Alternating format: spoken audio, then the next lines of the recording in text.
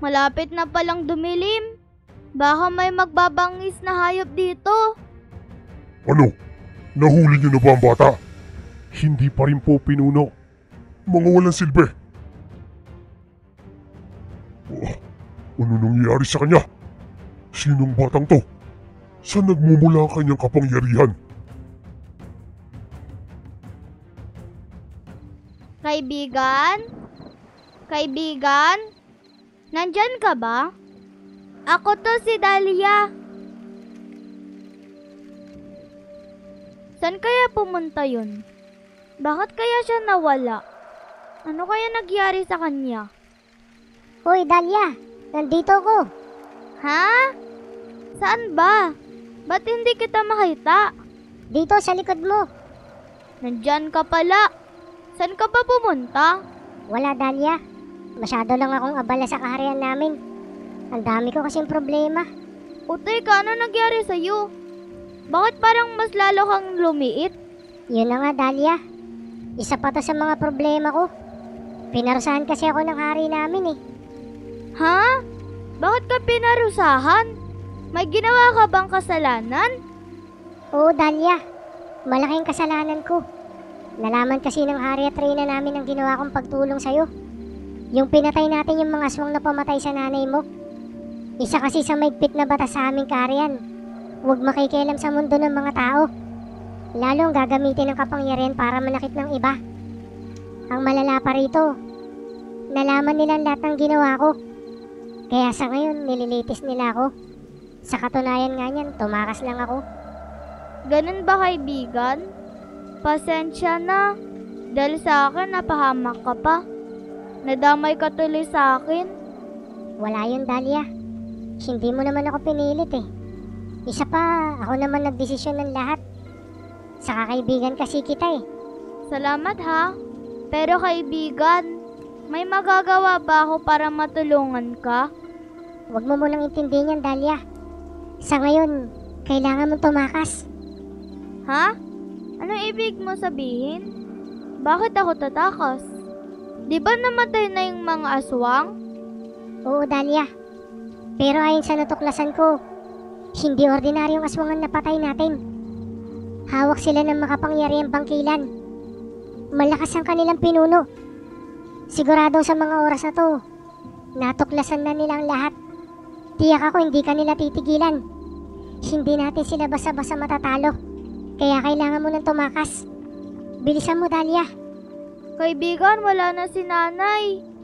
Wala na rin akong kamag-anak. Hindi ko alam kung saan ako pupunta.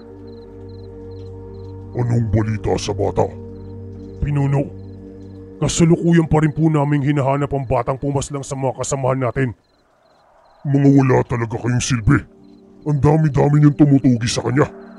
Hanggang ngayon, hindi niyo pa rin siya nakikita. Patawad po, Pinuno. Sa tingin ko po may ibang nilalang na tumutulong sa kanya. Kaya nahihirapan po kami matunto ng amoy at presensya niya. Ganun ba? Kung sino man ang tumutulong sa kanya, sisiguruhin kong uubusin ko pati ang angkan nila. Sige na, kumilos na kayo't siguradong hindi pa siya nakakalayo. Hanapin niyo ang salot na batang yun. Masusunod po, Pinuno. Dahlia, bilisan mo at kumilos ka na. Siguradong tinutugis ka na ng mga aswang. Pumunta ka sa gilid ng ilog sa malapit sa bahay niyo. Makikita mo ron ng isang balsa. Gamitin mo yan at maglayag ka patungo sa dagat. May mga pagkain, tubig at panggawa ng apoy ron para sa'yo. Basta pilitin mo makarating sa malayong isla. Sa lugar kung saan hindi ka nila makikita. Basta, Dahlia, pangako ko sa'yo, susunod ako sa'yo ron. Magtiwala ka. Tatapusin ko lang muna mga dapat kong tapusin sa aming kaharian. Magkikita tayo muli, Dahlia. Sige, malaki ang tiwala ko sa'yo. Maraming salamat sa lahat ng tulong mo. Hanggang sa muli. Sandali nga pala. Itago mo ang batong to. Makakatulong yan para magbigay protection sa'yo laban sa mga aswang. Maraming salamat ulit. O sige na, Dahlia. Bilisan mo na kumilos bago ka abutan ng dilim. Sige, kaibigan. Hanggang sa ulitin. Mag-iingat ka, Dahlia. Sige, ikaw rin.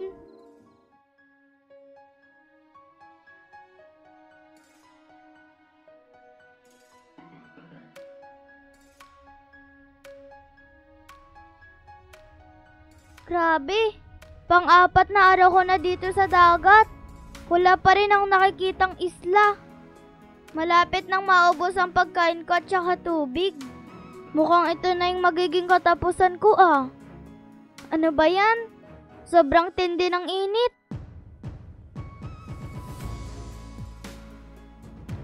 Aray, ang sakit ng katawan ko. Nasaan na ba ako? Teka, totoo ba to? May lupa. Sa wakas, ligtas na ako. Maraming salamat po, Lord. Sandali. Ano kayang lugar to? Parang walang tao ah. Wala rin ang mga bahay. Pero hindi na bale. Ang mahalaga, ligtas ako. Buti pa. Humanap muna ako ng mga pagkain. Tsaka inumin.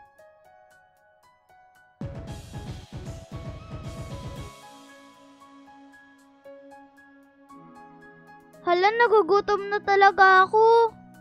Mukhang walang nakakain kaya dito ah. Parang may agos ng tubig.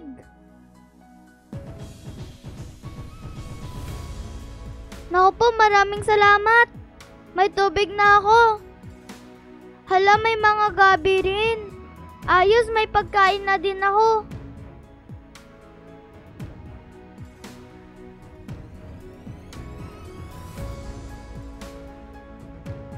Malapit na palang dumilim.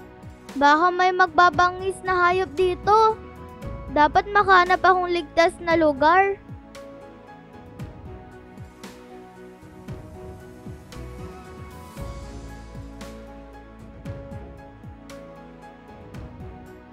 Ayan, ayos na siguro to. Sigurado hindi na ako mababasa ng ulan. Pinuno, may mahalaga po akong ibabalita sa inyo. Ano? Nahuli niyo na ba ang bata? Hindi pa rin po, Pinuno. Ba't ang lakas ng loob mong bumalik pa rito? Ilang araw kong hinantay ang magandang balita. Pero kapalpakan niyo lang pala ang maririnig ko. Mga inutil, mga walang silbi.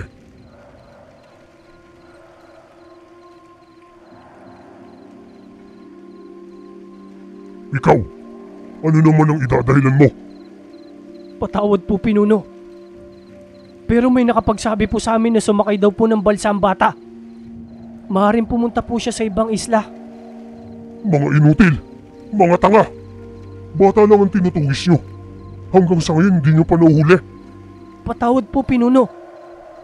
Sige na, kumilos ka. Po? Saan po tayo pupunta? Tayo na mismo pupunta sa salot na batang yun. Bilisan mo kung ayaw mo ikaw ang isunod ko. Opo, Pinuno. Masusunod po.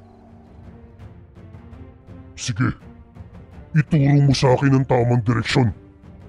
Doon po, Pinuno. Dumiretso daw po doon ng bata. Kung hindi ako nagkakamali, dalawa lang ang pinakamalapit na isla sa gawin yun. Ano po, Pinuno? Ano pong gagawin natin? Mga wala talaga kang kwenta. Kailangan pa talagang ako pang kumilos para lang sa isang salot na bata.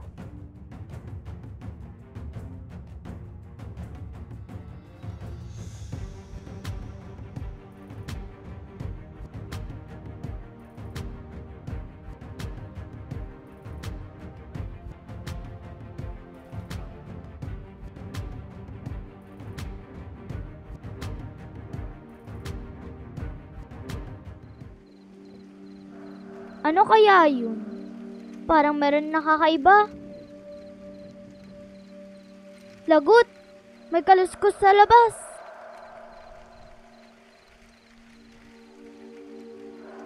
Ako lang ang mag-isa dito. Kailangan ko lakasan ang loob ko. Kailangan kong lumaban. Hindi dapat akong matakot. Kaya mo yan, Dahlia.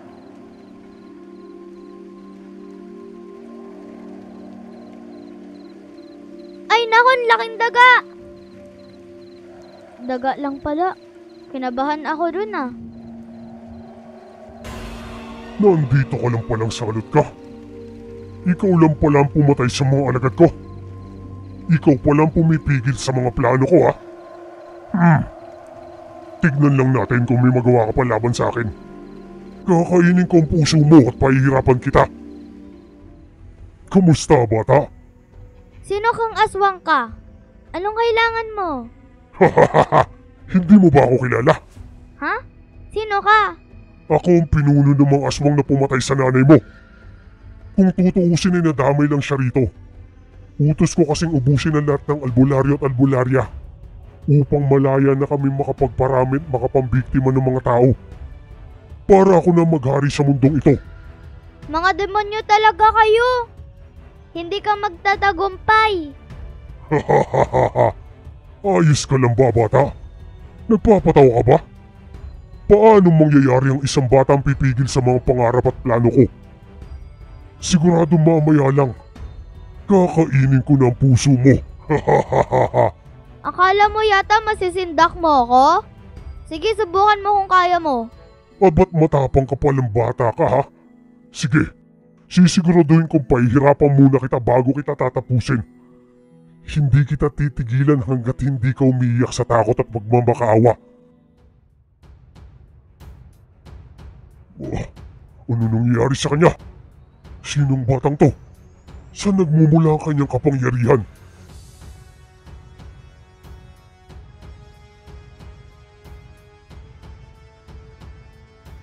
Sandali lang.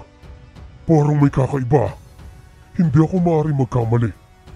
Sigurado akong tinamaan ko siya. Bakit parang hindi ko man lang siya nasugatan? Ano? Naduduwag ka na ba? Nasaan na yung tapang mo kanina?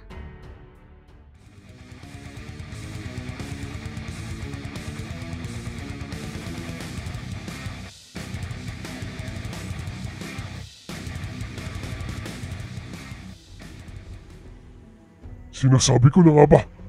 Tama ang hinala ko. Nanghihiram ka ng kapangyarihan sa mga duwende. Pero malas mo lang. Mukhang nauubos ng hiram mong kapangyarihan. Kaya humanda ka sa akin. Hindi. Ano nangyayari? Bakit umiikot ang paningin ko?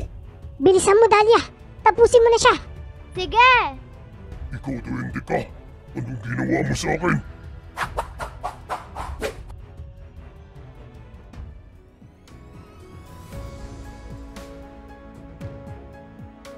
Tapos na ba? Nagtagumpay na tayo? Oo, Dahlia. Binabati kita. Napakatapang mong bata. Sobrang galing mo. Maraming salamat, kaibigan. Mabuti dumating ka. Wala yun, Dahlia. Sabi ko naman sa'yo, babalik ako eh. Ay, teka, sandali. Bakit ka pala nandito? Akala ko marami kang ginagawa. Baka tumakas ka na naman, ha? Hindi, Dahlia. Pinatawad na ako ng Hari at Reyna. Nalaman kasi nila lahat na nangyari. Alam nila na mabuti kang bata. Kaya tama lang daw ang mga ginawa ko.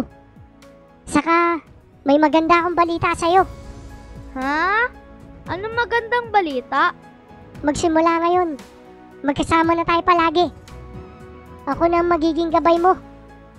Magkasama na tayo maglalakbay. Aba talaga? Salamat sa iyo, kaibigan.